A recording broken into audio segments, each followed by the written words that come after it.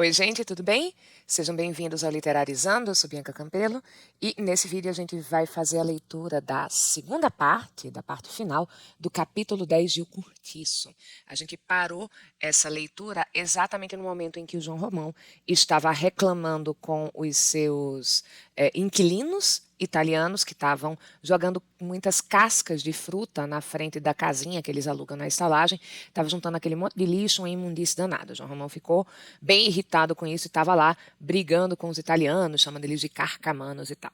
Então a gente vai retomar aqui desse momento em que a gente vai acompanhar agora uma nova transição para se falar mais uma vez do drama da Marciana. A gente vai voltar para essa personagem que tentando ali resolver toda a situação com a Florinda, né? A filha que ficou grávida, ela vai reagir naquele jeito intempestivo, vai bater na menina, e aí a Florinda terminou fugindo na primeira parte desse capítulo. Com a pobre velha Marciana, que não tratara de despejar o número 12, conforme a intimação da véspera, a sua fúria, a fúria de João Romão, tocou ao delírio. A infeliz, desde que Florinda lhe fugira, levava a choramingar e maldizer-se, monologando com persistência maníaca. Não pregou o olho durante toda a noite. Saíra e entrara na estalagem mais de 20 vezes, irrequieta, ululando como uma cadela a quem roubaram o cachorrinho. Vejam que está aqui atribuindo para Marciana um comportamento de uma pessoa maníaca, ou seja, uma pessoa que está num surto psíquico, está ali no auge de uma perturbação mental, e que esse ulular, gente, é ganir. Tá? É uma outra palavra para ganir. Ela está ganindo como uma cachorra que está procurando seu filhotinho. Tá? Estava apatetada. Não respondia às perguntas que lhe dirigiam. João Romão falou-lhe. Ela nem sequer se voltou para ouvir. E o vendeiro, cada vez mais excitado, foi buscar 2 homens e ordenou que esvaziassem o número 12. Os tarecos fora, e já. Aqui mando eu. Aqui sou eu, o monarca. Lembra quando eu falei na primeira parte que aquela imagem de uma carruagem com coroa pintada não era uma coisa à toa, que estava vindo aqui para o João Romão essa necessidade dele se portar como alguém que detém um poder que não é apenas econômico? Então, ele é o monarca agora. Ele é o rei, o senhor de tudo isso. E aquele delírio de grandeza que ele teve na noite que ele passou em claro alimentou toda essa ideia, tá? Os tarecos são os cacarecos, são as quinquilharias, os objetos que ela vai ter, que são objetos pessoais, mas que não são objetos de valor, tá certo? E tinha gestos inflexíveis de déspota, né, de tirano. Principiou o despejo. Não, aqui dentro não. Tudo lá fora, na rua, gritou ele quando os carregadores quiseram depor no pátio os trens da Marciana. Lá fora do portão, lá fora do portão. E a mísera, sem opor uma palavra, assistia ao despejo, acocorada na rua, com os joelhos juntos, as mãos cruzadas sobre as canelas, resmungando. Ela está meio que num estado catatônico, né? Transeuntes, pessoas que passavam, paravam a olhá-la. Formava-se já um grupo de curiosos. Mas ninguém entendia o que ela rosnava. Era um rabujar confuso, interminável, acompanhado de um único gesto de cabeça, triste e automático. Vejam que, de novo, ela foi comparada a um cachorro, uma cachorra, porque ela está rosnando, e esse resmungar dela, absolutamente ninguém entende. E ela está com esse olhar parado. Gente, ela parece realmente ter enlouquecido. Coitada.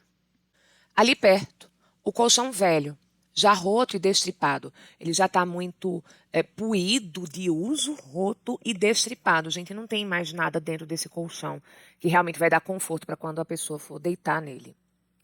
Os móveis desconjuntados e sem verniz, as trouxas de molambos úteis, as louças ordinárias e sujas do uso tinham tudo amontoado e sem ordem.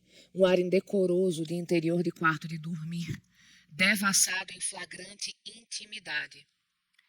E veio o homem dos 5 instrumentos, que aos domingos aparecia sempre, e fez-se o entra e sai dos mercadores. Lavadeiras ganharam a rua em trajos de passeio, e os tabuleiros de roupa engomada que saíam cruzaram-se com os sacos de roupa suja que entravam. E Marciana não se movia do seu lugar, monologando. Ela continua ali falando sozinha.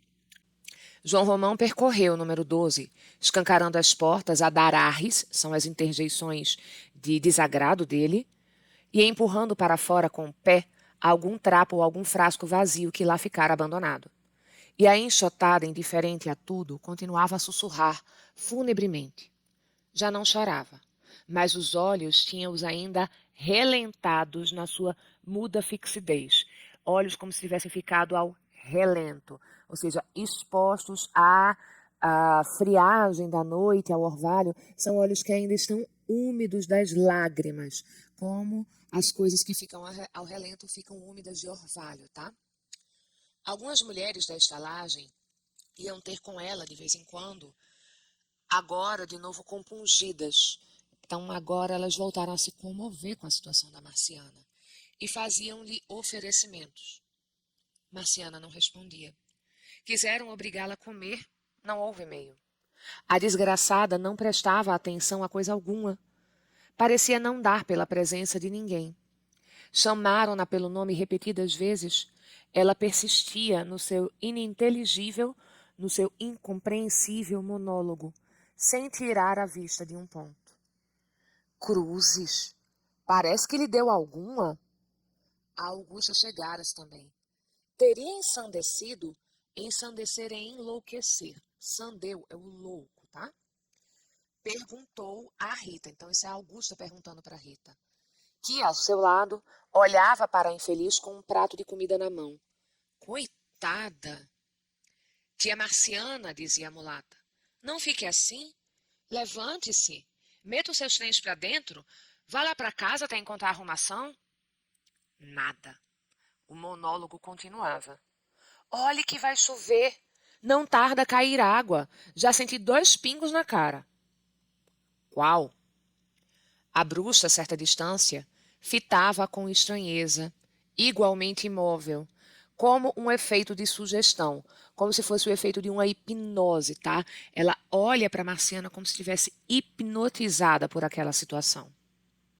E agora a gente vai deixar a história da Marciana um pouquinho em suspenso. Ela vai ficar aqui sem uma continuidade porque o texto vai se concentrar num novo grupo de personagens. Rita afastou-se porque acabava de chegar o Firmo, acompanhado pelo Porfiro, trazendo ambos embrulhos para o jantar. É domingo, então é dia de patuscada. Festa. O amigo das Dores também veio. Deram 3 horas da tarde. A casa do Miranda continuava em festa animada, cada vez mais cheia de visitas. Lá dentro a música quase que não tomava fôlego, enfiando quadrilhas e valsas. Moças e meninas dançavam na sala da frente, com muito riso. Desarrolhavam-se garrafas a todo instante, né? Abriam-se garrafas a todo instante. Os criados iam e viam, de carreira, da sala de jantar à despensa e à cozinha, carregados de copos em salvas, né? Eles estavam ali carregados em uma grande quantidade de copos, levando os copos para serem lavados e voltando com os copos cheios para servir. Henrique, suado e vermelho, aparecia de quando em quando à janela, impaciente por não ver Pombinha. Ele continua ali insistindo em tentar paquerar Pombinha, que estava esse dia de passeio com a mãe em casa de Leone. E aí eu fiquei de comentar, quando a gente voltasse a falar da Leone, sobre a minha leitura daquela história ali dos beijinhos da Leone e da Pombinha. Nesse momento eu não vou afirmar muito, mas, gente, sim, pode ser um indício ali de uma tendência homoerótica, homoafetiva, já que o naturalismo gosta tanto desse tema. A gente só vai saber se é isso mesmo na progressão dos capítulos. Continuando, João Romão, depois de serrazinar, discutir na venda com os caixeiros e com Bertoleza, tornou ao pátio da estalagem, queixando-se de que tudo ali ia muito mal. Censurou os trabalhadores da pedreira, nomeando o próprio Jerônimo, cuja força física, aliás, o intimidara sempre. Era um relaxamento aquela porcaria de serviço? Havia 3 semanas que estavam com uma broca à toa, sem atar nem desatar. Afinal, aí chegara o domingo e não se havia ainda lascado fogo. Uma verdadeira calaçaria, uma verdadeira vadiagem, preguiça. O tal seu Jerônimo, dantes tão apurado, era agora o primeiro a dar mau exemplo? Lembram que mudou o comportamento do Jerônimo e ele se tornou preguiçoso? Pois é, diz que o João Romão está reclamando. Perdia as noites no samba, não largava os rastros da Rita Baiana e parecia embeiçado por ela, apaixonado por ela. Não tinha jeito. Piedade, ouvindo o vendeiro dizer mal do seu homem, saltou em defesa deste com 2 pedras na mão. E uma contenda travou-se, assanhando todos os ânimos. Aqui, e com 2 pedras na mão, é em sentido metafórico, tá, gente? Ela foi ali muito ríspida nas respostas para o João Romão. Felizmente, a chuva caindo em cheio veio dispersar o ajuntamento que se tornava sério. Cada um correu para o seu buraco, num alvoroço exagerado. As crianças despiram-se e vieram cá fora tomar banho debaixo das goteiras, por pagode, gritando, rindo, saltando e atirando-se ao chão, a espernearem, fingindo que nadavam. Notem 2 coisas aqui. Por pagode, acho que deu para você perceber que é por farra, por festa, por brincadeira, mas observem que cada um voltou para o seu buraco, como animais que entram em buracos onde eles fazem as suas tocas, tá? Não tá aqui essa palavra à toa, não. E lá defronte, no sobrado, ferviam brindes enquanto a água jorrava copiosamente, abundantemente, alagando o pátio. Quando João Romão entrou na venda, recolhendo-se da chuva, um caixeiro entregou-lhe um cartão de Miranda. Era um convite para lá ir à noite tomar uma chávena de chá. Uma chávena é uma xícara, tá? O vendeiro, a princípio, ficou lisonjeado com o obséquio, com a gentileza do convite. Primeiro desse gênero que em sua vida recebia. Mas logo depois voltou-lhe a cólera com mais ímpeto ainda. Aquele convite irritava-o como um ultraje. Agora ele não está mais percebendo isso como uma gentileza, ele está tomando aquilo como sendo uma afronta, uma provocação. Por que o Pulha, o patife, o convidara, devendo saber que ele de certo lá não ia? Para quê, senão para o enfresinar, para o atormentar, ainda mais do que já estava? Seu Miranda que fosse a tábua com a sua festa e com seus títulos. Ele que fosse as favas, ele que fosse para um lugar não muito legal. Não preciso dele para nada, exclamou o vendeiro. Não preciso nem dependo de nenhum safardana, de nenhum safado, de nenhum canalha. Se gostasse de festas, dava-as eu. No entanto, começou a imaginar como seria, no caso que estivesse prevenido de roupa e aceitasse o convite. Figurou-se, imaginou-se bem vestido, de pano fino, com uma boa cadeia de relógio, um relógio de boa corrente, uma gravata com um alfinete de brilhantes, e viu-se lá em cima, no meio da sala, a sorrir para os lados, prestando atenção a um, prestando atenção ao outro, discretamente silencioso e afável, amável, gentil, cortês, sentindo que o citavam dos lados em voz mortiça e respeitosa, em uma voz baixinha e respeitosa, como um homem rico, cheio de independência. E adivinhava os olhares aprobativos, que são de aprovação das pessoas sérias. Os óculos curiosos das velhas assestados sobre ele, né? Elas estão com os óculos e, evidentemente, os olhos apontados para ele, procurando ver se estaria ali um bom arranjo para uma das filhas de menor cotação.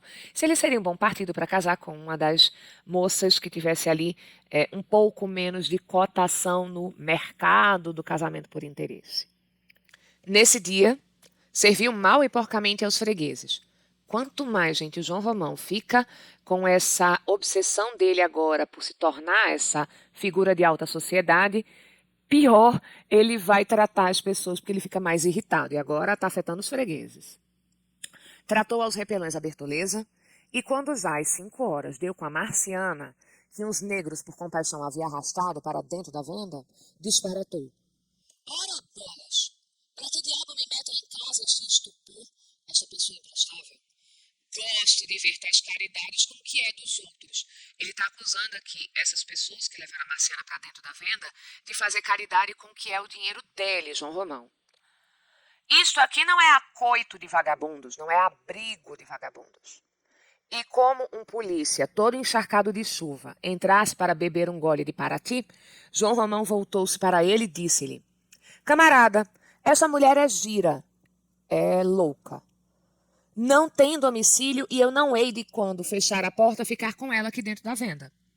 O soldado saiu e daí a coisa de 1 hora, Marciana era carregada para o xadrez, sem o menor protesto e sem interromper o seu monólogo de demente. Os cacaréus foram recolhidos ao depósito público por ordem do inspetor do quarteirão. Então, o chefe de polícia dessa região mandou guardar os objetos dela nesse depósito. E, gente, ela está presa, como se fosse uma criminosa. Olha só como se vai tratar a questão mental por um bom tempo no Brasil, certo?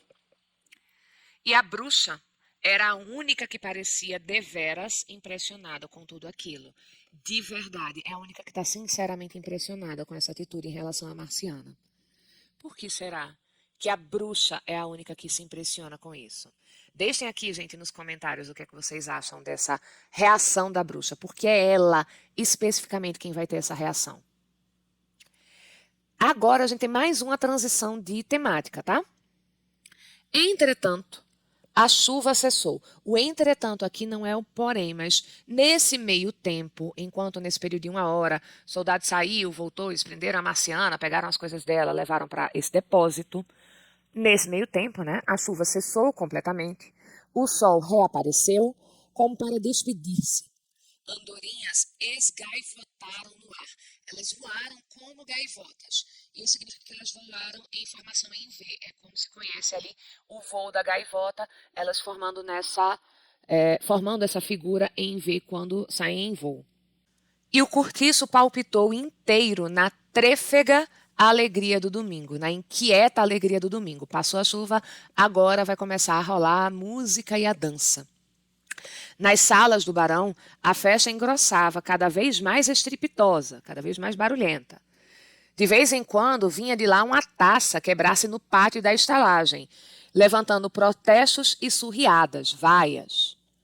A noite chegou muito bonita, com um belo luar de lua cheia que começou ainda com o crepúsculo. E o samba rompeu mais forte e mais cedo que de costume, incitado, incentivado, pela grande animação que havia em casa do Miranda. Foi um forrobodó valente, foi um arrasta-pé valente. A Rita Baiana, essa noite, estava de veia para a coisa, estava inspirada, divina.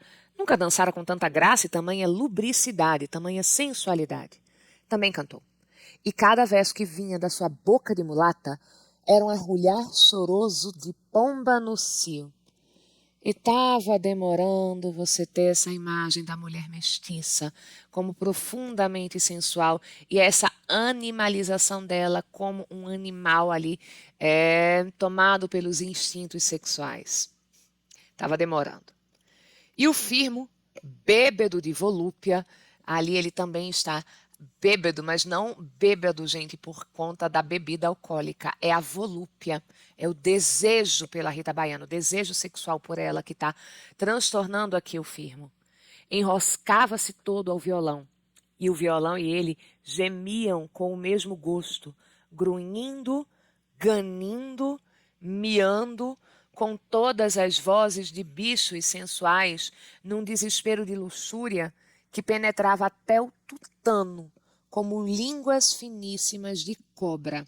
O tutano é aquela parte mais interna do osso e é como se eles conseguissem chegar ali até os ossos das pessoas com a sensualidade da música, o violão e a voz do Firmo cantando, como se fosse aquela língua fininha da cobra que consegue entrar ali no tutano, nessa parte mais interna da medula do osso. Jerônimo não pôde conter-se. No momento em que a baiana, ofegante de cansaço, caiu exausta, assentando-se ao lado dele, o português segredou-lhe, falou ali cochichando no ouvidinho dela, com a voz estrangulada de paixão.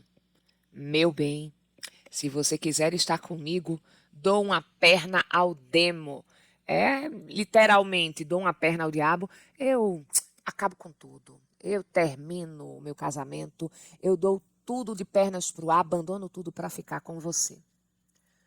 O mulato O Firmo não ouviu, mas notou o cochicho e ficou de má cara a rondar disfarçadamente o rival. Epa, teremos torta de climão? Vamos ver. O canto e a dança continuavam, todavia, sem afrouxar. Entrou a das dores. Neném e mais uma amiga sua, que fora passar o dia com ela, rodavam de mãos nas cadeiras. Elas estão com as mãos nos quadris, tá?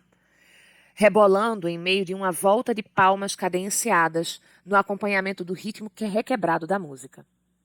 Quando o marido de Piedade, ou seja, Jerônimo, né, disse um segundo cochicho a Rita, Firmo precisou empregar grande esforço para não ir logo às do cabo, não ir às vias de fato, não ir para a briga.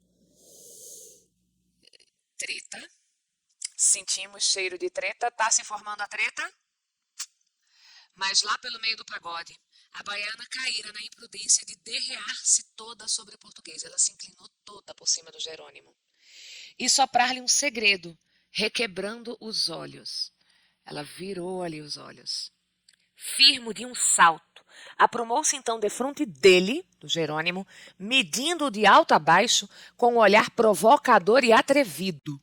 Jerônimo, também posto de pé, respondeu altivo, orgulhoso, com um gesto igual. Os instrumentos calaram-se logo, fez-se um profundo silêncio. Ninguém se mexeu do lugar em que estava. E no meio da grande roda, iluminados amplamente pelo capitoso luar de abril, pelo estonteante olhar de abril, os dois homens, perfilados defronte um do outro, olhavam-se em desafio, torta de climão, treta, e vejam aí, gente, eles estão ali um de frente para o outro, parece aquela cena de desafio de filme de faroeste, um de frente do outro, prestes a duelar. É assim que a gente vai ter agora uma transição para ver como é que vai se desenvolver a briga do Firmo e do Jerônimo, que a gente já estava esperando uns capítulos atrás. O narrador segurou isso, ficou ali deixando a gente nessa expectativa de quando essa briga ia rolar, e agora é a hora. Jerônimo era alto, espadaúdo, né? Ele tem ombros largos, construção de touro, pescoço de Hércules, punho de quebrar um coco com um murro. Era força tranquila, o pulso de chumbo.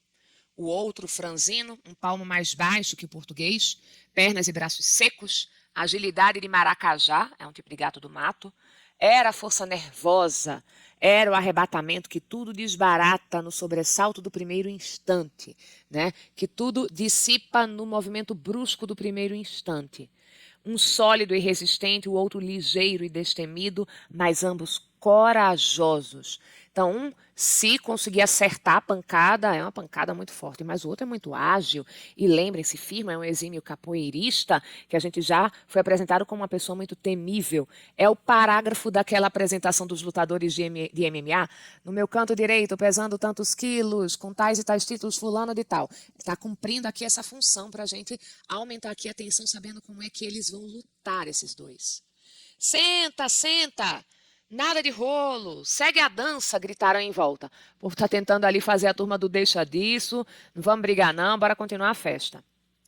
Piedade erguera-se para arredar o seu homem dali, né? Ela está tentando puxar o Jerônimo. O cavouqueiro afastou-a com um empurrão, sem tirar a vista de cima do mulato. Deixa-me ver o que quer de mim este cabra, rosnou ele. E cabra, gente, é uma palavra pejorativa. Tem a ver com a mestiçagem, é uma palavra usada para se falar de pessoas mestiças de um jeito pejorativo, porque é zoomorfizante, né? Dar-te um banho de fumaça, galego ordinário. É dar uma surra em você. Respondeu Firmo, frente a frente, agora avançando e recuando, sempre com um dos pés no ar, e bamboleando todo o corpo e meneando os braços, como preparado para agarrá-lo. Firmo começou a fazer o quê? A ginga da capoeira. Coloca aí na sua trilha sonora mental aquele berimbau tocando capoeira, porque vai começar a briga. Jerônimo, esbravecido pelo insulto, cresceu para o adversário com um soco armado.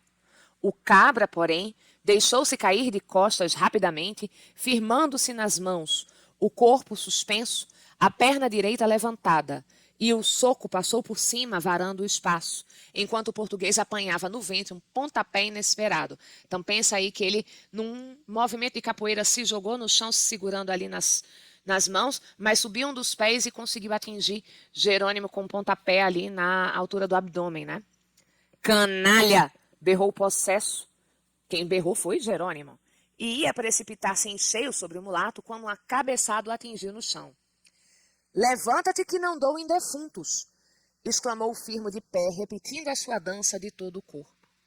O outro ergueu-se logo, e mal se tinha equilibrado, já um arrasteiro tombava para a direita, enquanto da esquerda ele recebia uma tapona na orelha.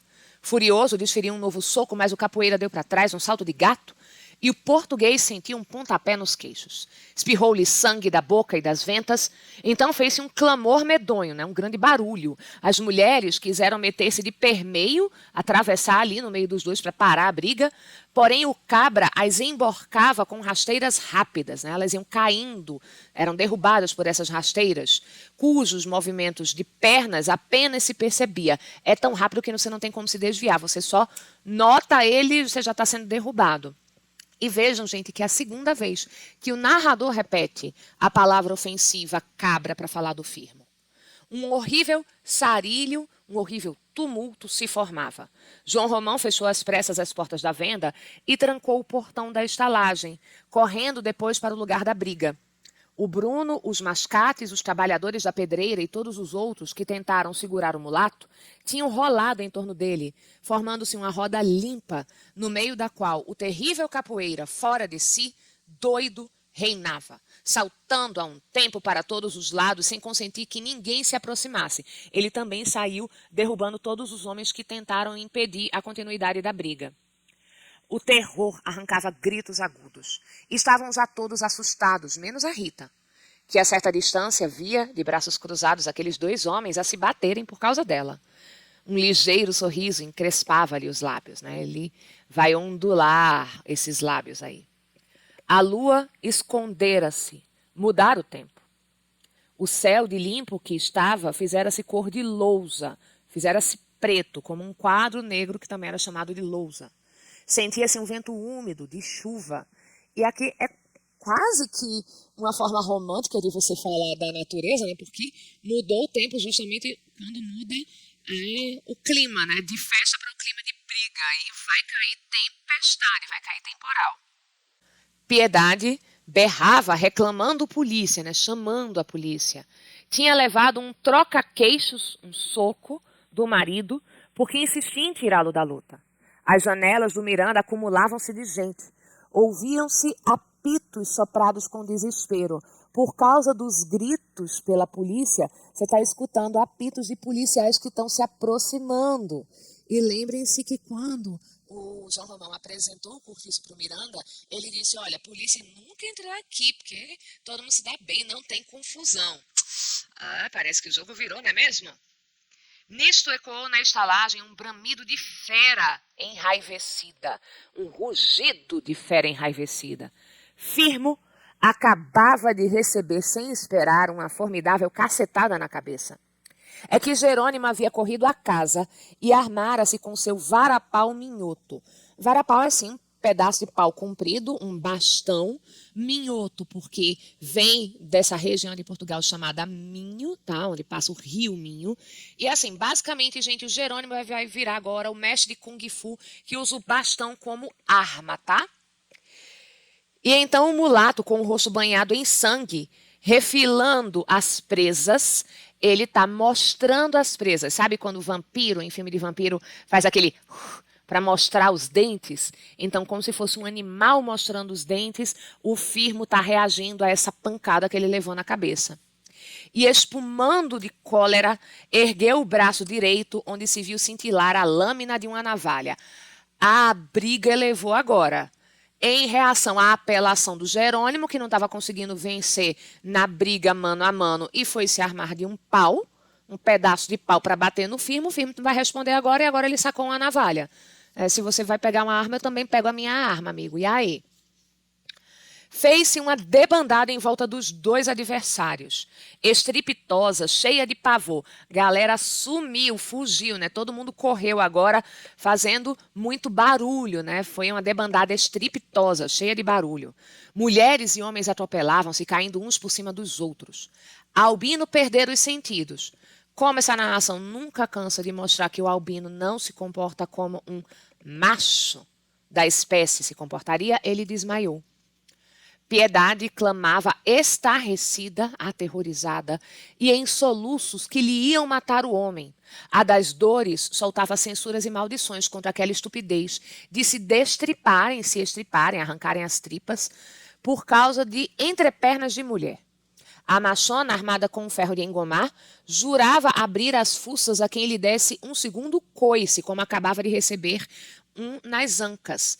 Ela recebeu um chute ali nos quadris e se armou de um ferro de passar. Agora, gente, ferro de passar do século XIX era uma peça de metal pesadíssima. Se ela meter isso na cabeça de uma pessoa, vai fazer estrago, viu? Só avisando. Augusta enfiara pela porta do fundo da estalagem para atravessar o capinzal e ir à rua ver se descobria o marido, que talvez estivesse de serviço no quarteirão. Está tentando apelar para a autoridade do Alexandre, né, que é policial. Por esse lado, vindo pelo capinzal, acudiram curiosos e o pátio enchia-se de gente de fora.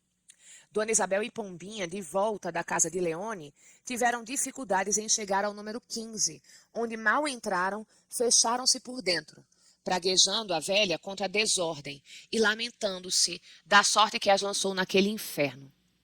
Entanto, e aqui, no entanto, no sentido dessa passagem de tempo, nesse meio de tempo, enquanto chegava ali essa galera e entrou ali a Dona Isabel com a Pombinha até ela chegar em casa, no meio de uma nova roda incitada pelo povo, então abriu-se aquele espaço ao redor do Jerônimo e do Firmo, só que esse espaço agora está cercado pelo povo.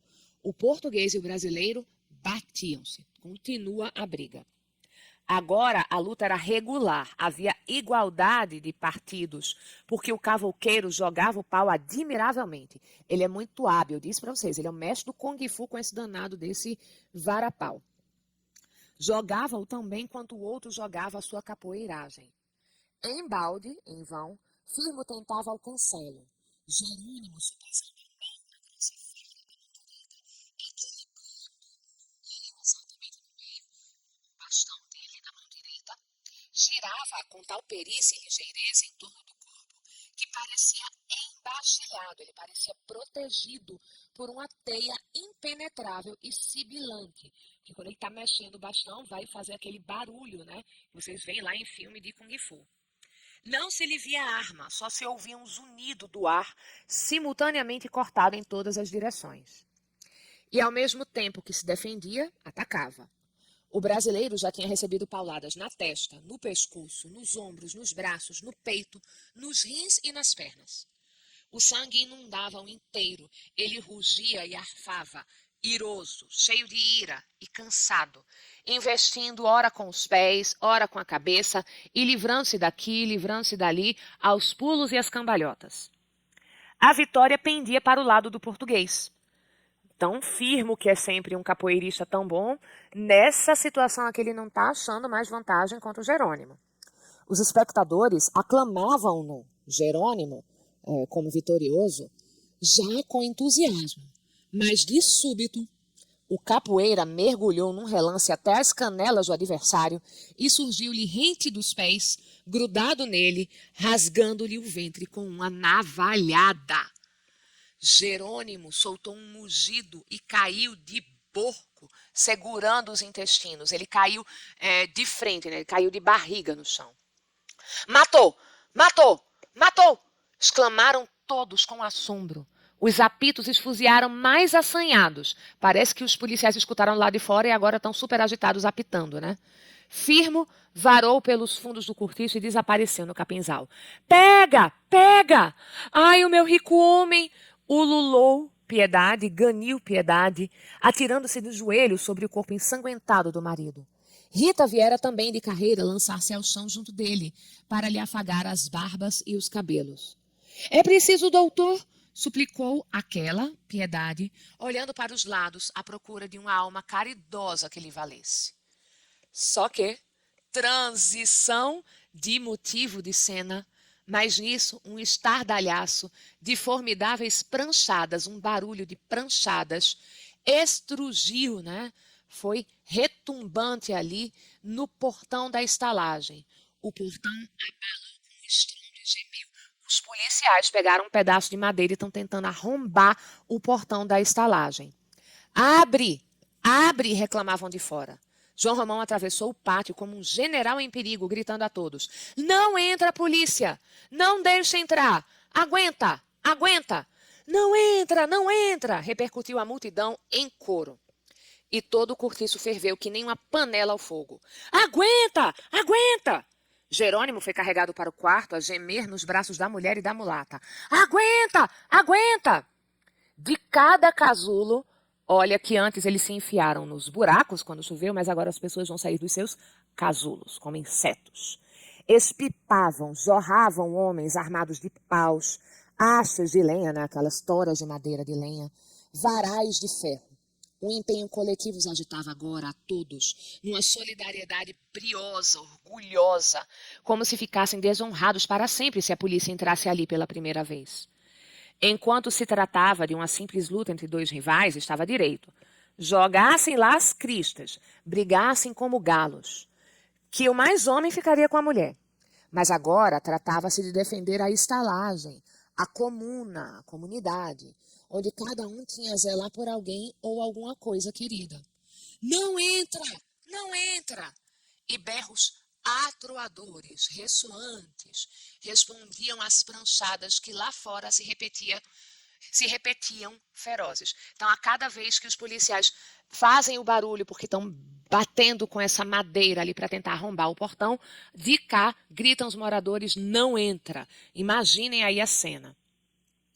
A polícia era o grande terror daquela gente, porque sempre que penetrava em qualquer estalagem, havia grande estropício, havia grande estrago. A capa de evitar e punir o jogo e a bebedeira, a pretexto de punir o jogo e a bebedeira, os urbanos invadiam os quartos, quebravam o que lá estava, punham tudo em polvorosa. Era uma questão de ódio velho.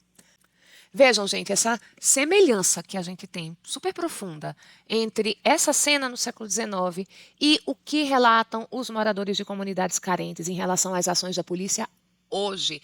E como também é muito semelhante o sentimento que essas pessoas que moram nesses lugares têm em relação à polícia.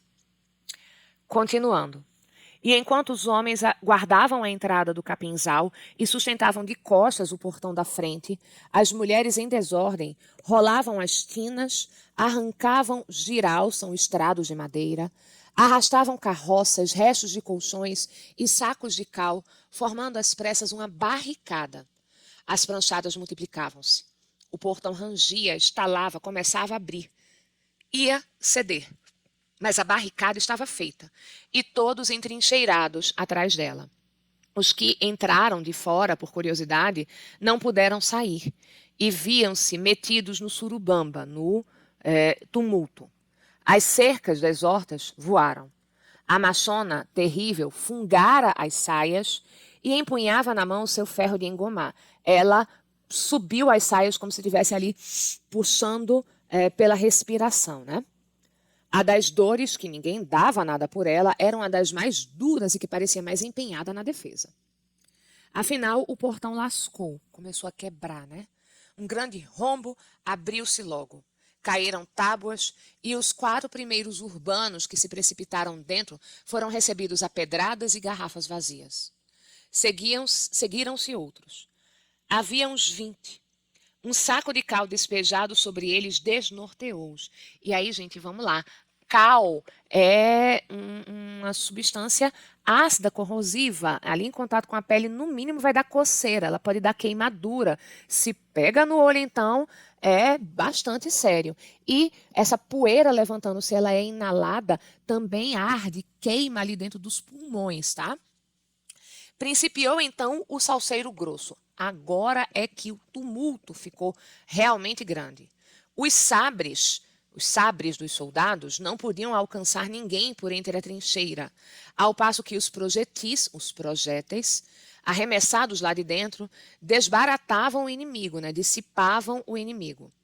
Já o sargento tinha a cabeça partida e 2 praças, depois vai se usar a concordância ideal de gênero, aqui não com a palavra praça no feminino, mas com o gênero dos soldados, vai virar os praças, mas nessa época o Aloysio Azevedo vai optar por fazer a concordância com o substantivo no feminino, mas são os soldados, as praças são os soldados. 2 praças abandonavam o campo à falta de ar. Disse para vocês que inalar esse cal aí, essa poeira de cal, vai queimar os pulmões? Era impossível invadir aquele baluarte, aquela fortaleza, com tão poucos elementos. Mas a polícia teimava. Não mais por obrigação que por necessidade pessoal de esforço, de dar o troco, de se vingar de estar sendo recebida dessa maneira. Semelhante resistência os humilhava. Se tivessem espingardas, fariam fogo. O único deles que conseguiu trepar a barricada rolou de lá abaixo sob uma carga de pau, que teve de ser carregado para a rua pelos companheiros. O Bruno, todo sujo de sangue, estava agora armado de um rifle, um bacamarte, um rifle pequenininho. E o Porfiro, mestre na capoeiragem, tinha na cabeça uma barretina de urbano. Ele pegou o gorro de um dos soldados e colocou na cabeça. Fora os morcegos! É o tratamento que se dá negativo na época para soldados, para policiais. Fora! Fora! E a cada exclamação, tome pedra, tome lenha, tome cal, tome fundo de garrafa. Os apitos estridulavam mais e mais fortes. Nessa ocasião, porém, Neném gritou, correndo na direção da barricada. Acudam aqui! Acudam aqui! Há fogo no número 12, está saindo fumaça! Fogo! E o número 12 é o da Marciana. Gente, ele estava abandonado. Como é que está pegando fogo ali? A esse grito, um pânico geral apoderou-se dos moradores do cortiço. Um incêndio lamberia aquelas 100 casinhas enquanto o diabo esfrega um olho. Fez-se logo medonha confusão. Cada qual pensou em salvar o que era seu. E os policiais, aproveitando o terror dos adversários, avançaram com ímpeto, levando na frente o que encontraram e penetrando, enfim, no infernal reduto, a dar espadeiradas, a dar pancadas com as espadas, golpes de espadas. Para a direita e para a esquerda, como quem destroça uma boiada. Olha essas pessoas sendo tratadas aí, gente, como uma grande quantidade de animais. A multidão atropelava-se, desembestando num alarido. Uns fugiam à prisão, outros cuidavam em defender a casa. Mas as praças, loucas de cólera, metiam dentro das portas e iam invadindo e quebrando tudo, sequiosos de vingança. Nisto, roncou no espaço a trovoada. O vento do norte zuniu mais estridente e um grande pé d'água desabou cerrado. Lembram que a gente tinha esse anúncio no início da briga da chuva? A chuva só chega agora, talvez para salvar esse pessoal do incêndio. E lembrem-se, gente, enquanto isso tudo está rolando, está lá o Jerônimo esfaqueado, correndo um sério risco, sendo atendido apenas pela Piedade e pela Rita Baiana. E é com toda essa tensão e toda essa treta que se encerra o capítulo 10.